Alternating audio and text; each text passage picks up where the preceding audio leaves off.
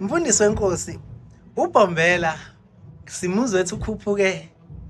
entabeni eyomfokanhliziyo kaSokhabzela. Wehla esewuyise wezizwe zonke. Sicela usiphe lokho mase ke ulinka ekuthenini ke wayethe uBombela liyokwanda ibandla. Imuphi uShembe sibona kwanda ibandla kuye? Sibona ngani lo Shembe uvela ezulwini thina amaNazaretha kuzingane ezizongadideki size sekuthiwa kunoShembe abaningi. Imuphi uShembe uye and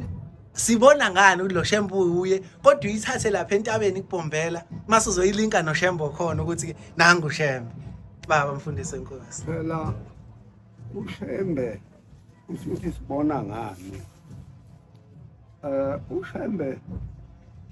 uShembe munye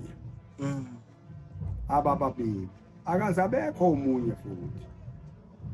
uShembe lokho abamunye lo Shembe ithi lethi uNyazi sisegibisini lesikhumbuzo somqalweni yebo somqalweni sela sekwakusenelisiwe kusho ukuthi ikisila ncathi umqalweni uthila namhlanje bayavalwa umhlangano la enelisini sesiyahamba sesiya ebuhleni sesiyolindela ukuya entabeni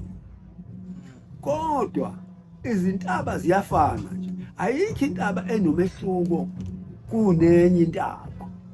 kodwa iba nomehluko ngoba sekukhona umoya oyingcwele kuyo uzwa kahle ba mfundisi wenkosi wabuwa ngempela vala umhlangano lapha kuthe makufikwa lapha sokushaya isikhathi sokuba kwentabeni waphuma umhlangano uye entabeni uthe uma umhlangano use ekwahlophe ehomisi yeah